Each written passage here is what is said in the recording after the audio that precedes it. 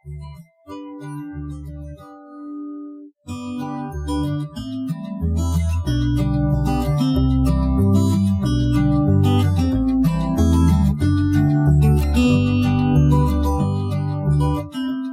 수중열 시스템입니다. 수중열 시스템은 추결제에 얼음을 얼려놓는 게 아니라 그냥 물을 그대로 냉각이나 가열해서 그거를 이용하는 그런 방식이고요. 그래서 이거는 얼음이면 이제 잡열을 아까 그 79점 몇 킬로칼로리의 이제 잡열을 이용하는 건데, 이거는 현열만 이용하는 거예요. 그래서 너무 많이 떨구진 못하고 그냥 동파나거나 이럴 수 있으니까 4도나 3도에서 4도 정도 그 정도에까지 몇 개 못 내리겠죠.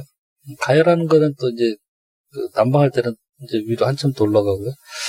어쨌든 간에 이게 이제 얼음으로 되거나 뭘 가동해서 뭘 하는 게 아니라서 그냥 그대로 온도만 식히거나 가열해서 넣는 거라서 운전관리 용이하고, 또 냉동기에 운전이 빅충열이 이제 영하로 운전되다 보니까 COP가 많이 떨어져서 그 주간보다 전기 소비 동력이 야간에는 많이 늘어나거든요. 근데 어쨌든 이건 영하로 운전되는 게 아니다 보니까, 상온에서 운전되다 보니까 빅충열 냉동기보다는 훨씬 더 고효율 운전이 가능해서 전력비가 좀 상대적으로 더 절감이 되죠, 빅충열보다. 그래서 최근에 이제 그런 장점 때문에 수중열 시스템을 채택하는 사례들이 좀 있고, 이게 상온에서 되다 보니까 굳이 저온용 냉동기가 아니더라도 가능해서 지열 시스템하고 엮어서 하는 경우들도 요즘 좀 간혹 있고요. 그 다음에 추결 방법은 온도 차이에 의한 부력을 이용해서 추결제 열 성층화 방식으로 하는 것들이 많이 쓰고 있다. 이게 이제 뭔 얘기냐면, 이런 거예요. 이제 추결제에 0시간부터 10시간까지 이제 축냉을 할 때 냉동기를 거쳐서 온불을 밑에서 이렇게 누워요. 밑에서 이제 서서히 이렇게 누워서 바닥서부터 여기 이제 4도의 불이 이제 들어오네요. 4도의 불이 바닥서부터 이렇게 쭉 깔리면 위에는 이제 낮에 써서 한 14도 정도 올라가 있는 물이 있는데, 이 물이 안 섞여요. 이게 이제 안 섞이는 이유는 부력 차이에 의해서 물의 이제 온도가 다르면 밀도가 다르죠. 그래서 차가운 물은 밀도가 높아서 밑에 쫙 깔리고, 뜨거운 물은 밀도가 낮아서 위로 뜨는데, 이게 온도 차가 있다 보니까 중간에 이렇게 온도 경계층이 생겨서 부력 차이에 의해서 큰 유동만 없다면 이게 차가운 물이 채워서 위로 올라가서 10시간 후에는 이제 위에 있는 물은 또 계속해서 이렇게 냉동기에 와서 식어서 밑으로 가는 거죠. 반대로 이제 주간에 쓸 때는 찬물이 이제 빠져나가면 돌아오는 물을 이제 위에다 넣어서 서서히 위에서부터 채워서 밑으로 내려오는 형태로 해서 쓰는 거고요. 간혹 막이라든지 이런 거를 해서 하는 방식이 있다라고 하는데, 이건 저도 본 적은 없습니다. 이런 방식이 있다기도 하고, 중간에 이제 열 경계층에다가 그런 열 성층화 방식이 아니라 분리막을 두는 거죠. 그 다음에 또 빈수조 방식이 있다고 하는데, 이거는 이제 수조 하나를 비워둬서 이제 수조 하나가 비어있는 거죠. 비어있고 하나를 빼서 하나를 빼가지고 냉동기 거쳐서 차갑게 만들어서 빈수조에 넣고, 그 빈수조 다 차면 다음 거 빼가지고 냉동기 거쳐서 차갑게 만들어서 앞전에 이쪽으로 오면서 버린 두 번째 수조에 그걸 채우고, 이게 다 차고 나면 세 번째 수조에 있는 물을 냉동기로 빼서 그 다음 거에 이렇게 두고, 이렇게 하나씩 밀려가면서 빈수조를 처음에 이제 하나를 갖고 시작해야 되겠죠. 하나가 빈수조가 되면 또 다음날 해빙할 때는 앞에 거 빼서 공조기나 펜콜 쪽에서 써서 빈수조에 뜨거워진 물은 빈수조 쪽으로 이제 넣고, 이런 식으로 이제 하나씩 또 가는 거고요. 특별한 관리할 포인트가 없죠. 얼음 얼거나 가동 부분이 있는 게 아니니까. 그 다음에 냉동기 증발 온도가 높아서 효율이 좋고 운전비 절감되고, 단점은 수조가 이제 매우 커지니까 빅충열에 비해서 아까 5배에서 8배 이렇게 커지다 보니까 설정 공간이 많이 필요한데, 이게 이제 공사비하고도 직결이 돼요. 대부분 수중열조가 뭐 지상에 있는 경우는 드물고 거의 대부분 지하 기계실 근처에 있다 보니까 기계실이 뭐 지하 3층이나 지하 4층 있거나 이러면 거기까지 땅을 그만큼의 공간을 더 파야 되는 거죠. 그래서 토목공사비가 많이 증가를 하기 때문에 가뜩이나 우리 뭐 기계실이나 전기실 공간 확보하는 것도 팍팍해서 이제 좀 어려움을 겪는 경우가 많아서 그런 부분들이 좀 있습니다. 그 추결조 안에는 뭐 특별한 건 없고요. 이렇게 그 물을 들어와서 이렇게 분배해주는, 균일하게 분배해주기 위한 분배관하고 디퓨저 같은 거, 그런 것들이 있는 거고요. 삽방 밸브를 이용해서 열교환기 거쳐서 뭐 이렇게 할 수도 있고요. 뭐 요 물을 그대로 이렇게 보낼 수도 있죠. 이건 어차피 물이니까 얼음이 아니라서 이 열교환기 없이 그대로 이 헤타 통해서 펜콜이나 공기까지 돌아와서 이렇게 하는 경우가 오히려 더 많은 것 같아요. 열감기 쓰는 방식보단. 요것도 이제 온도차를 조금 더 해야 돼요. 그렇지 않으면 여기서 열 성층화가 잘 안 온도차가 적으면 이게 잘못하면 섞여버리니까 온도차를 좀 크게 해서 대온도차로 이렇게 하는 경우가 좀 많이 있고요. 온열 추결도 가능하죠. 겨울에도.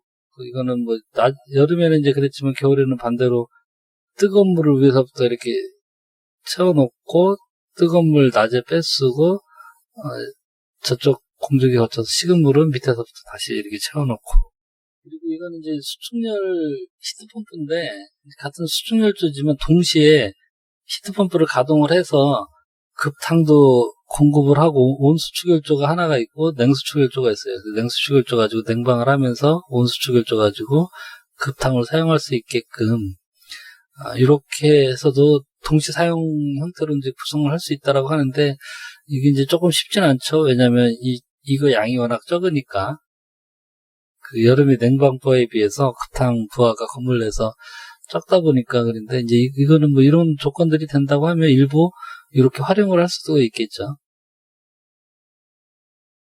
운행하는 방식이 이제 몇 가지가 있는데, 전부와 추열 방식은 심야 전력이 적용되는 시간대에서만 냉동기를 가동해서 다음날 필요한 냉동부하 전체를 야간에 추결해서 쓰는 방식이에요. 그래서 주간에는 이제 냉동기를 가동하지 않는 그런 방식인데, 심야에 추결해 놓은 추결조의 그 얼음 가지고 주간에 전체 그 냉동부하를 감당을 한다는 거죠. 그래서 이렇게 되면 당연히 이제 냉동기 용량도 이만큼을 이제 그 추결을 해야 되겠지만, 추결조 자체도 주간의 부하를 다 감당할 만큼 얼음을 그 저장을 해야 되니까,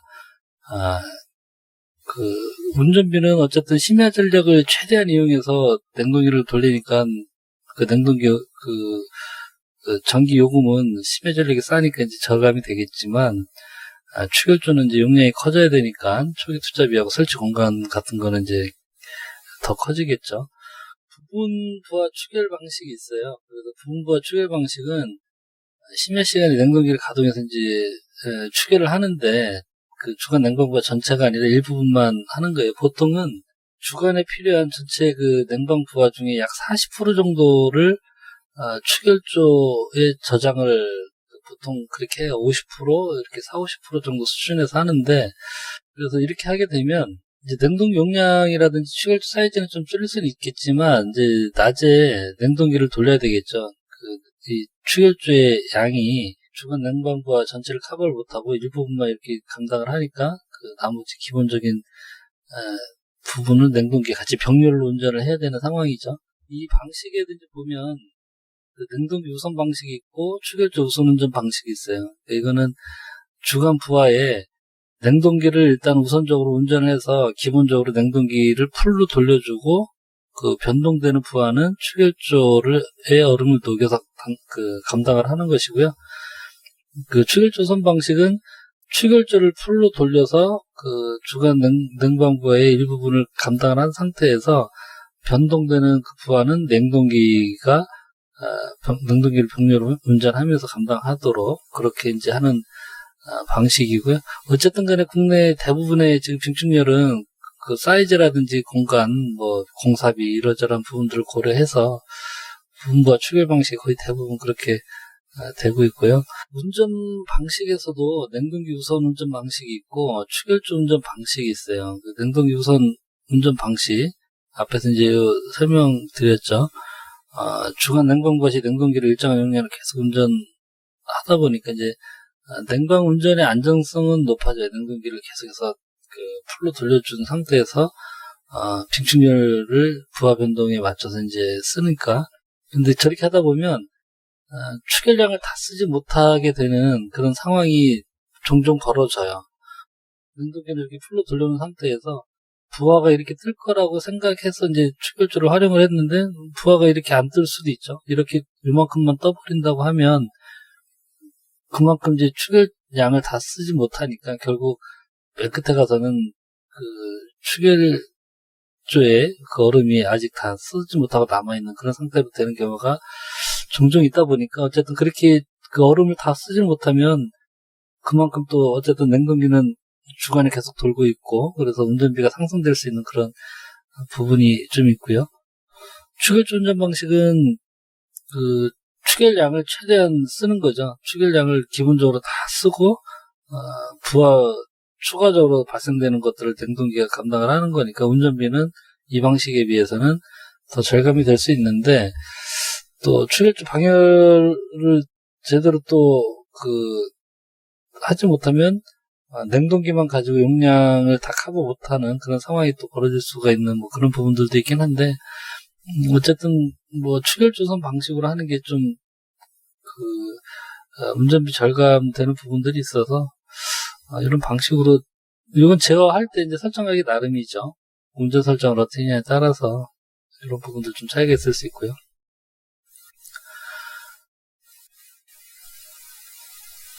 그 수요 제한 추결 방식은 주간 피크 시에는 그 냉동기를 가동하지 않고 추결조의 방냉만으로 부하를 처리를 하고 첨부 시간 이외에 피크바가 발생하지 않는 나머지 시간에 냉동기를 가동해서 추결 방열을 하는 것과 같이 조합해서 하는 방식인데 이 그림 그대로죠. 그 냉동기를 부분적으로 가동을 하고 한낮의 피크 때는 추결조를 최대한 쓴다는 그런 개념이죠. 그래서 이렇게 하게 되면 이제 추결조 용량은 조금 커지는 그런 부분들이 있는데 어쨌든 이거는 이제 제어나 운전 방법들이 좀 까다로워서 이렇게는 좀 많이 안 하는 것 같아요. 그다음 이제 냉동기를 그 시스템 구성할 때 어디에 배치하느냐에 따라서 냉동기 선단 방식, 냉동기 후단 방식, 병렬 회로 방식이 있는데 이거는 이렇게 냉동기, 추결조, 열교환기 이렇게 된 게 이제 냉동기가 추결조의 앞에 추결조 입구 쪽에 있다라고 해서 이제 냉동기 선단 방식이고요.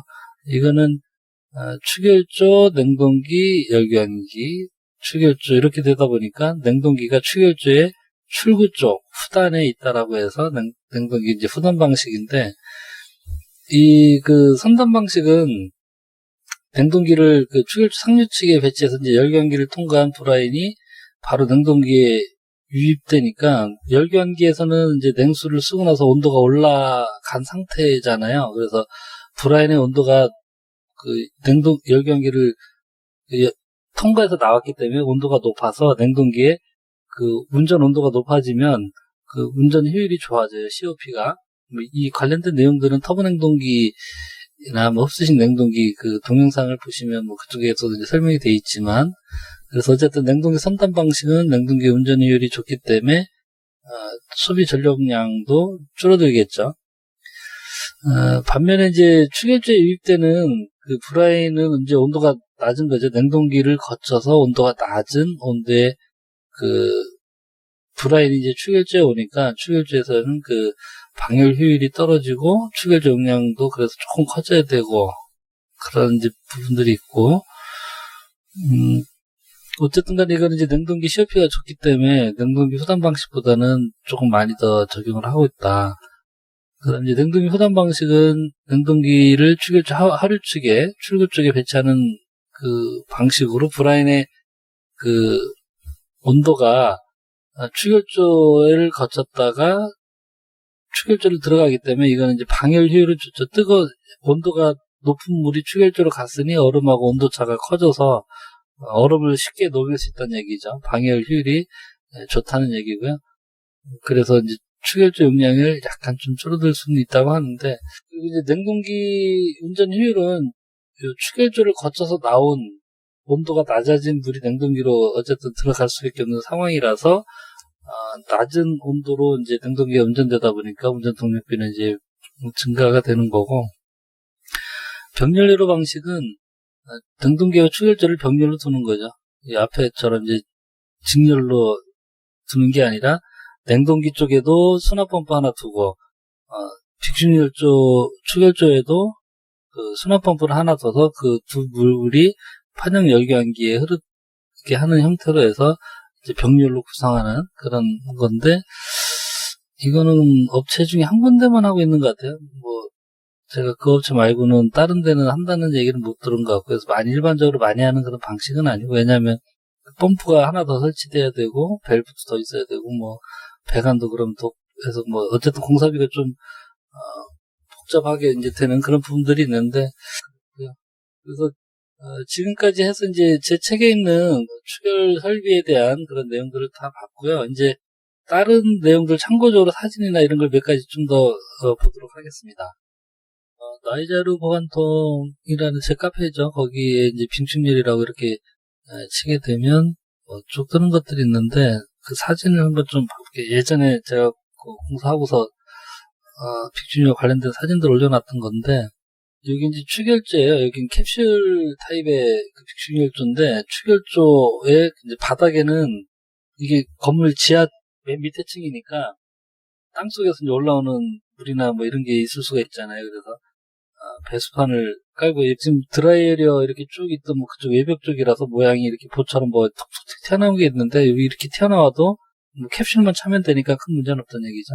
근데 지금 이제 액방하고 이 벽체도 지금 이제 액방을 기본적으로 한 거죠. 그 에폭시 이제 바르기 위해서 한번 초벌하고 에폭시를 이제 바르는 거고요.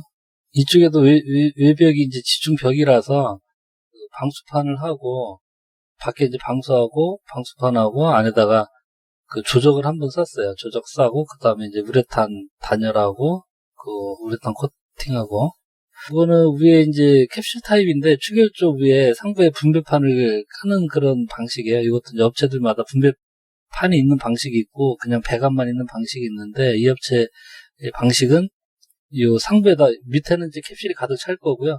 상부에 그 분배판을 깔다 보니까 그 분배판을 매달기 위한 그 환봉들이 이제 서포트가 이제 위에서 내려온 거고요. 이제 비닐을 해놓은 거는 우레탄 그 폼 발포, 단열재 우레탄 발포를 하기 위해서 그거 묻지 말라고 지금 보양을 해놓은 상태고, 이렇게 앙카 박아서 스텐 파이프 내리고, 지금 이제 여기 작업하면서 그 기판 틀어놓은 건데, 요게 요 안에 있는 브라인이 저쪽 펌프 쪽으로 기계실 쪽에 요 뒤에가 그 나가는 그 배관이고요. 이렇게 해서 지금 이제 우레탄 그 단열재를 지금 발포를 분사를 해서 하고 있죠. 그 밑에는 이제 배수판 깔고 그 묵은을 친 거죠. 묵은 치고, 그러고 나서 여기도 이제 마찬가지로 우레탄 단열에 방수를 하죠. 지금 벽체 지금 그렇게 하고 있는 거고요. 이게 이제 아이스볼이 들어왔을 때 이제 아이스볼 넣는 거예요. 그래서 요쪽 앞쪽이 수조고, 저쪽 트럭에서 마대자루로 한참 3팀처럼 들어왔죠. 그거 보면 큰 거 작은 게 있어요. 볼들이. 지금 여기 이제 큰 것들 중심인데, 뭐 큰 거 작은 거 색깔마다 이렇게 돼 있어요. 그래서 이렇게 들어가서 이 추결조 안에, 지금 추결조 위에 점검구에서 바라본 면에 이제 밑에 사다리 내려가면 여기 이제 점검층인데, 요 점검층 요게 이제 분배판이 생길 거예요. 점검층에 분배판이 생길 건데, 그 밑에 저렇게 그 볼을 넣은 거죠. 이게 원래는 요 작은 볼하고 큰 볼을 사이사이에, 작은 볼들이 요 큰 볼 사이에 꽉 잘 채워지라고 한 건데, 뭐 넣다 보면 이렇게 뭐 마대자루 하나가 큰 볼 들어가 있는 마대자루 우르륵 들어와서 뭐 이렇게 되기도 하는데, 어쨌든 이걸 최대한 같이 균일하게 잘 섞이게 넣어야 되겠죠. 여기 이제 상부 분배관이 들어온 거예요. 이게 지금 상부 분배판이고요. 이 상부 분배판은 우리 그 PDF 물탱크 그 똑같은 PDF 판넬에 이 구멍들이 이렇게 뚫려 있어요. 이렇게 구멍들이 뚫려 있어서 이걸로 물이 내려가는 거예요. 밑으로 수조로 이제 뚜루룩 떨어지는 거고, 상부 분배판 가장자리 쪽은 지금 우레탄 방수에 그 커튼까지 다 했죠.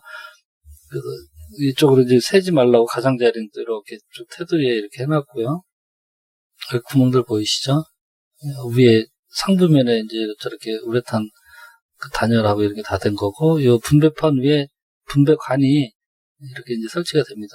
그래서 위에 분배관 자체도 이제 균일하게 일단은 해주고, 그 물이 위에 추르륵 차서 밑으로 콩나물 실에서 물 떨어지듯이 이제 그렇게 밑으로 쭉 수조로 떨어지는 거고요. 이런 식으로 되는 거고요. 그 캡슐이 이제 들어왔는데, 이 캡슐이 조금 문제가 있었어요. 어떤 문제가 있었냐면, 캡슐이 뭐 큰 거 있고 작은 거 있고 한데, 색깔이 좀 다르죠? 이거보다도 더 약간 누렇게 해서 들어온 것도 있고 뭐 이랬어요. 그래서 같은 캡슐인데 안에가 뭔가에 이제 차이가 있는 건데, 뭐 업체에서는 햇빛을 좀 받아서 그렇다고 하는데, 어쨌든 햇빛을 안에는 뭐 순수한 물에 조액제만 조금 들어간다고 한 건데, 색깔 변하는 것 자체가 그로서 안에 물이 불순물 아니냐. 그래서 이렇게 되면 나중에 어떤 문제가 생기는 거 아니냐. 그리고 또 일단 햇빛을 받았다고 하면 플라스틱 자체도 또 변형되는 거 아니냐. 수명이 짧아지는 거 아니냐. 우려가 있어서 이거를 사무실에 이제 냉장고에다 냉동실 칸에다 넣어놓고 얼렸다 녹았다 두 개를 이제 비교 실험을 한 거예요. 그래서 지금 10.9도죠. 그래서 이렇게 이제 비교 실험을 한 건데 2시간 후에요. 2시간 후에도 물들이 그냥 계속 이렇게 지금 흔들리고 있죠. 큰 거나 작은 거나. 작은 것들은 그래도 이제 살살살 좀 얼기 시작하는데, 큰 것들은 뭐 거의 이제 물 그대로고요. 8시간 후. 온도가 이제 14도고, 마이너스 14도고요. 이제 작은 것들은 거의 다 얼었어요. 지금 이제 공기방울들이 고정돼 있잖아요. 거의 다 이제 얼었고.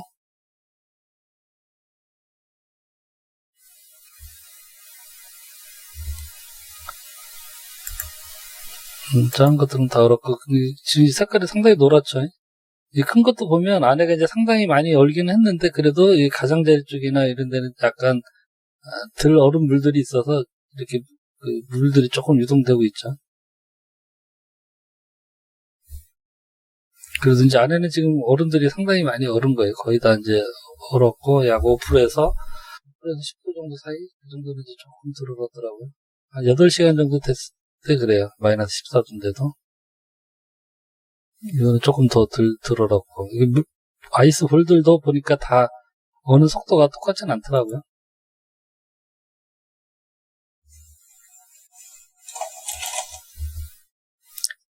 10시간 되니까 이제 뭐 거의 다 이제 얼었죠. 그 빙식열이 밤에 10시부터 다음날 8시까지 10시간 동안 보통 얼리기 때문에 10시간 정도 돼서 이렇게 다 얼면 뭐 큰 문제는 없는 거죠. 지금 이제 거의 다 얼었어요. 그래서 뭐 어느 거는 보니까 이제 큰 문제는 없더라. 이제 그렇게 이제 확인을 했었고요.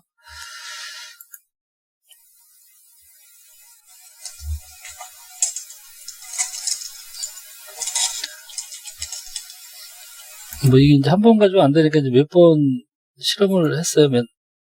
일주일인가 계속해서 이제 볼들 몇 개를 가지고 계속해서 이제 비교 실험을 해보고 했는데, 어쨌든 뭐 색깔이 좀 변했다 하더라도 뭐 어느 속도라든지 뭔가 성분이 다르면 좀 어느 속도나 이런 게 좀 다르지 않을까 했는데, 크게 뭐 대동소이해서 또 얼어 터져서 깨지거나 뭐 이런 것도 일단은 그 당시에는 없어서 이 정도에 뭐 큰 걱정은 안 해도 되겠다라고 해갖고 이제 넘어갔던 상황이고요. 그 아이스 캡슐에 대해서 자체적으로 현장에서 테스트를 좀 했지만 좀 불안해서 공인기관에 시험 성적서를 좀 받았어요. 그래서 공인기관에 의뢰를 해서 시험을 어떻게 했냐면 재빙할 때 온도가 이제 마이너스 4.5도인데 거기서 이제 15도까지 좀 악조건이죠. 좀 악조건으로 해서 얼렸다 녹였다를 이제 3번 정도 하면서 관행이 발생하는지 좀 확인해보고, 그 다음에 그렇게 하고 나서 이제 일반 수업을 가해서 파손이라든지 변형되는 게 이제 없는가를 테스트를 이제 공인기관 통해서 이제 한 건데, 이렇게 이제 올렸다 녹였다 하면서 온도, 체크하고, 그러고 나서, 반응되는 거 확인하고, 그 다음에 수압을 가해서, 72시간 동안, 해서 이제 어떻게, 캡슐 안에 8640회를 이제 반복한 거예요. 72시간 동안 계속해서 지금, 넣었다 뺐다 해갖고, 해보니까, 별 문제 없더라. 특별히 파손이 없었다. 이제 그렇게 확인하고 넘어갔던 상황이고요. 그 다음에 이제 이거는 빅충률 냉동기를 저희가 이제 원래 당초는 외산 냉동기를 좀 쓰려고 했는데, 이래저래 여러 가지 여건들이 안 돼서, 국내 제품을 쓰게 됐어요. 국내 터보 냉동기를. 그래서 공인기관에 시험 성적서도 없고, 이래서 공장에서 시험을 하고 들어오려고 그랬더니, 공장에서는 빅충률 냉동기의 조건으로 돌려서, 영하로 브라인 넣어서 돌려서 이렇게 시험할 수 있는 시설들이 안 되잖아요. 공장 시험 못한 상태에서 이제 장비를 들여오게 되다 보니까, 현장에서 냉동기 성능이 나오는지를 테스트를 좀 해달라고 이제 요청을 해서, 장비업체에서 공인 시험기관에 이제 의뢰를 해서 출장 시험을 했어요, 현장에. 저희 현장에 이제 다 설치를 해서 시운전을 할 때, 여기서 나와서 성능이 나오는지를 확인을 테스트를 했는데, 확인을 해보니까, 제빙할 때 마이너스 4.5도가 나와야 되는데, 마이너스 5.3도. 온도도 좀 잘 나왔고, 전체적인 냉동기 능력도 이제 390RT 이야 되는데 455RT 이렇게 나왔고, 이제 효율은 이게 조금 온도가 더 낮다 보니까, 낮게 운전시키다 보니까 이제 조금 떨어지긴 했지만, 전체적으로 장비 용량이라든지 제빙하는 능력에는 문제가 없겠더라. 이제 그렇게 판단을 좀 공인기관 시험 성적서를 좀 받았습니다. 그 다음에는 빅충혈 시스템 도면을 잠깐 좀 보여서 이렇게 설명을 좀 드려볼게요. 이거 흔하게 이제 못 보시는 분들도 계실 수 있으니까, 축결조, 이제 저희는 콘크리트로 만들었던 거고, 용량 있고, 사이즈 이런 거 저런 거 있고요. 이제 냉동기 저온용으로 해서 565RT짜리 2대.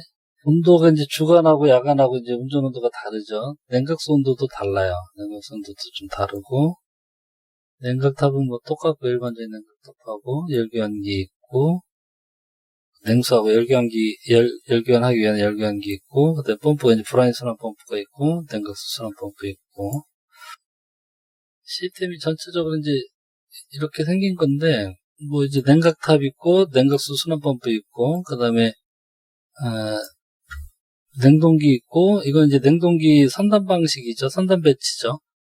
축열조 앞에 냉동기 먼저 거쳐서, 오는 브라인을, 여기 출구 측의 온도에 맞춰서, 축열조로 보내느냐, 아니면, 바이패스 시키느냐, 그 양을, 요 삼방 밸브가 이제 비례 제어를 하고요. 그래서, 브라인 순환 펌프가, 이 냉동기로 보내주기 전에 이제 열교환기가 있는데, 열교환기에 요 출구 측 냉수 온도를 봐서, 이쪽으로 열교환기로 들어가는 브라인의 양을 비례 제어하는 삼방 밸브들이 하나씩 붙어 있고요. 그래서 다시 냉동기로 갔는데, 운전하는 온도 조건들을 좀 잠깐 보면, 각 지점의 온도 값들이 이제 이렇게 표시가 되는데, 요 좌측 상부가 제빙 운전이에요. 좌측 하부는 병렬 운전할 때, 축열조하고 냉동기하고 병렬 운전할 때, 그 다음에 우측 상부는 축열조 단도 운전할 때, 주간에 냉동기만 단도 운전할 때 이런 상황이고요. 제빙 운전할 때를 좀 먼저 보면, 이 냉동기 거쳐서 들어오는 브라인의 온도가 마이너스 4.5도예요. 냉동기가 마이너스 4.5도까지 브라인을 떨궈서 4.5도 물 가지고 안에 있는 캡슐들을 얼음으로 얼구고, 그래서 나온 물의 온도가 마이너스 1.7도예요. 마이너스 1.7도의 온도가 그대로 이제 이쪽 냉동기로 다시 이제 들어가는 거죠. 열교환기를 안 거치는 거죠. 제빙 운전이니까 그대로 냉동기 가서 1.7도가 다시 4.5도 와서 이렇게 순환하는 거고, 축열조 단도 운전을 할 때는 이쪽 열교환기에서 이제 냉수 쪽하고 열교환을 하면 나오는 온도가 이제 12도예요. 12도의 물이 냉동기로 들어가면 냉동기 거쳐서 이제 축열조 단독 운전이니까 냉동기는 지금 운전을 안 하고 있는 거죠. 추결조만 단독 운전하는 거니까, 그러니까 12도 물 그대로 냉동기 12도 그대로 통과해서 추결조 와서 온도가 4도까지 떨어지는 거야. 12도가 4도까지 떨어져서 이 판형 열교환기에서 열교환 다시 하고서 다시 12도로 올라가서 이제 냉동기 거쳐서 다시 또 추결조 가고, 병렬 운전할 때 보면 여기서 이제 12도로 이제 열교환해서 그 판형 열교환기에서 나온 물이 냉동기 가서 7.9도까지 떨어지는 거예요. 12도의 물이 7.9도까지 냉동기가 1차로 냉각을 하고 7.9도의 물을 다시 이제 추결조 거치면서 4도로 떨어뜨려서 4도의 브라인이 또 열교환기에서 냉수랑 열교환해서 다시 12도 이렇게 되는 거고요. 그 다음에 이제 냉동기 단독 운전할 때를 보면 냉동기만 돌고 추결조는 안 도는 거죠. 그럼 냉동기에 들어가는 물은 이제 똑같이 12도예요. 12도 물이 들어가서 여기 이제 추결조는 안 거치죠. 추결조 안 거치고 바로 이쪽 바이패스를 거쳐서 이쪽으로 오는데, 냉동기에서 12도에서 7.9도까지 떨어뜨리는 거야. 7.9도까지 떨어진 물 가지고 다시 판형 열교환기에서 12도가 돼서 이제 냉동기 가고, 이렇게 되는 거고, 이 차측 같은 경우에는, 그 상황이, 공급되는 냉수의 온도가 7도고요. 공적이라든지 팬코일에서 열교환하고서 돌아오는 물의 온도가 15도예요. 그래서 15도짜리 물이랑 열교환을 하니까, 이쪽 브라인은 이제 12도까지 온도가 올라가는 거고요. 4도짜리 브라인 가지고 열교환해서 이제 7도짜리 냉수를 만들어 공급을 하는 건데, 7도에서 이제 15도니까 델타 T가 8도죠, 8도. 그리고 일반적으로 이 공조배관에서 그 온도차가 이제 델타 T 5도잖아요. 그래서 이거는 8도의 대온도차로 움직이는 그런 이제 공조배관 시스템으로 이제 설계가 됐었던 거고요.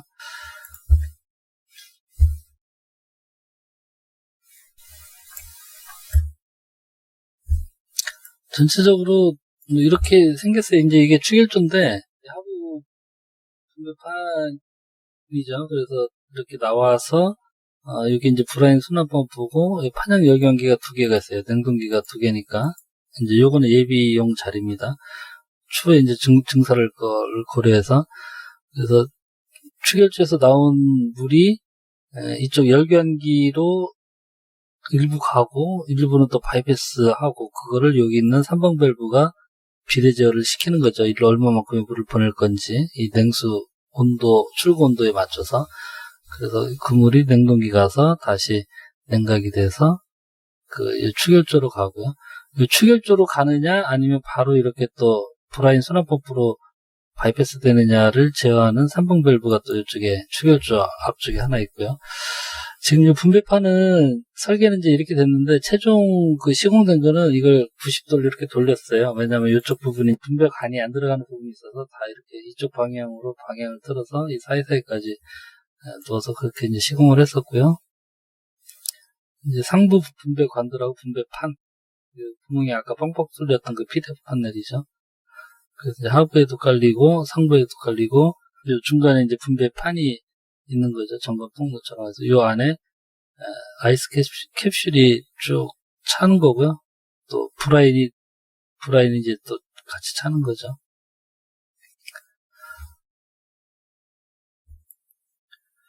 단열하는 걸 좀 보면 추결조의 단열이, 여기는 상부 콘크리트 슬라브죠. 여기는 브라인이 차 있는 부분은 아니죠. 여기 위에 이제 분배판 있고, 그 위에 공기만 있으니까, 냉기만 있다 보니까 여기는 콘크리트 부츠에 일단 액방을 하고, 그 밑에 우레탄 폼 발포를 50T 하고, 그 밑에 이제 방수우레아 코팅을 하고요.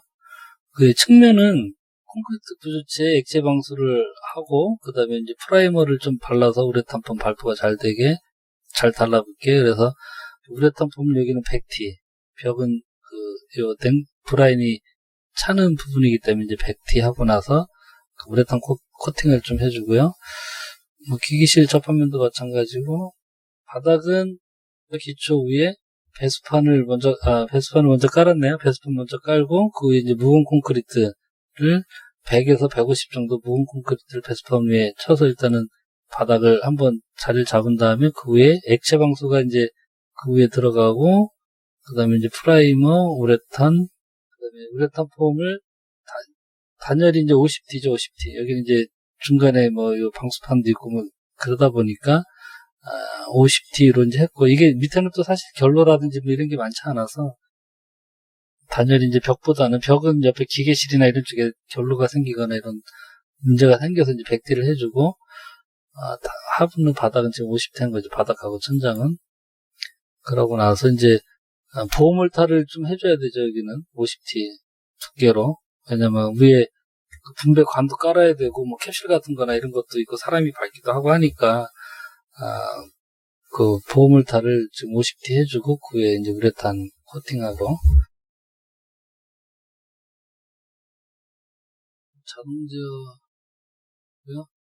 캡슐에 대해서도 이제 업체들이 다양하게 이렇게 좀 나와요. 그래서 뭐 이렇게 하는, 이런 거 쓰는 업체, 이런 거 쓰는 업체, 이런 바타입으로 된 거 쓰는 업체 있고, 그래서 업체들마다 이런 부분들이 자기들 나름대로의 그 어떤 노하우라든지 뭐 실험 이런 걸 통해서 각각의 캡슐들을 좀 가지고 있고, 뭐 어떤 업체들은 이렇게 하는 업체들도 있어요. 그 위에 이제 추결조에 아이스 캡슐이든 뭐 이런 그 아이스 렌즈든 뭐 이런 것들 원통형으로 된 바타입으로 된 거를 뭐 차곡차곡 재놓든 간에 그 위에서 이제 이렇게 물이 내려와서 밑으로 이렇게 제빙할 때도 그렇고 해빙할 때도 그렇고 방냉할 때도 이렇게 위에서 밑으로 흐르는데, 이 업체는 제빙할 때는 밑에서 이제 찬물 들어가서 제빙하고 나면 물 온도가 올라가죠, 브라이는. 그래서 브라이 나가는 걸 위로 빠져나가게 하고, 해빙할 때는 위에서 뜨거운 물이 들어와서 여기서 그 얼음과 열기관에서 물이 차가워져서 밑으로 가라앉아서 빠져나가게끔 물 온도에 따른 그런 뭐 부력이나 이런 걸 좀 고려해서 이렇게 한다고 하는 업체도 좀 있고 그렇습니다. 이건 빙충율 업체에서 이제 자료를 뭐 받은 건데, 뭐 좀 오래된 자료지만 뭐 잠깐 살펴볼게요. 이 업체 이제 아까 그런 바타입으로 하는 그런 거고요. 이렇게 이제 가득 채워놓는 거예요, 수조 안에. 수조 안에 가득 채워놓고, 이게 이제 그 제빙이 되면, 얼음이 되면 위로 뜨니까 위에 뜨지 말라고 이제 철망으로 위에서 누를 수 있게끔, 뭐 이제 그렇게 한 거고, 위에 분배관에서 바로 이제 브라인들은 이제 쭉 떨어지는 거죠. 이렇게 위에서 쭉 떨어지는 거고, 분배관을 디퓨저나 이런 거 이렇게 하는 얘기고,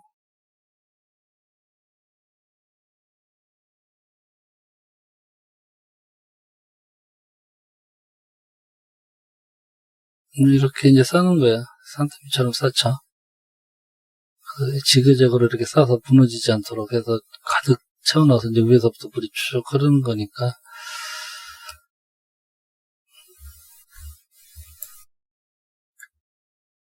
아까 이제 제빙 시하고, 당도 운전 시하고, 이 배관이 약간 좀 다르죠.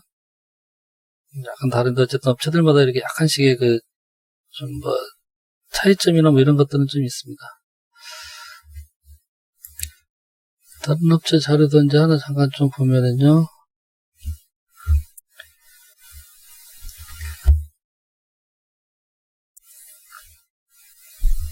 이런 타입을 이제 이 업체는 쓰겠다라고 이제 해놓은 거고,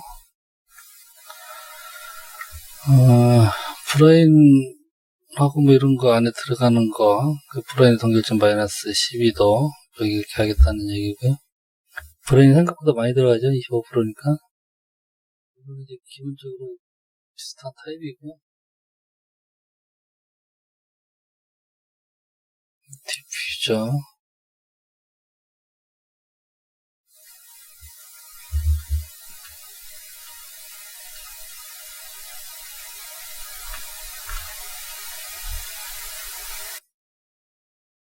이렇게 이제 캡슐을 쭉 가득 좀 채우는 거고요.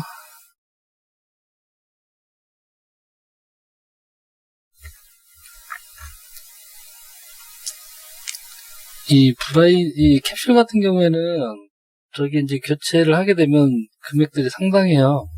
그래서 뭐 보통 억 단위가 되다 보니까 나중에 이제 저게 캡슐 깨진 거를 확인하는 것도 좀 어렵지만, 확인을 하더라도 교체 비용이 너무 많이 나오다 보니까 제가 이제 심지어 쓰지 않고 그냥 방치해놓고 있는 경우도 좀 본 적이 있어요.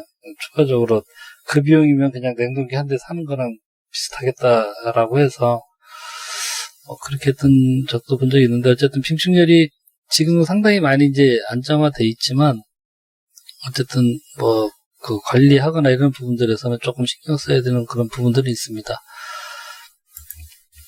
네, 이래서 오늘은 빙충열 설비에 대해서 알아봤습니다. 수고하셨습니다.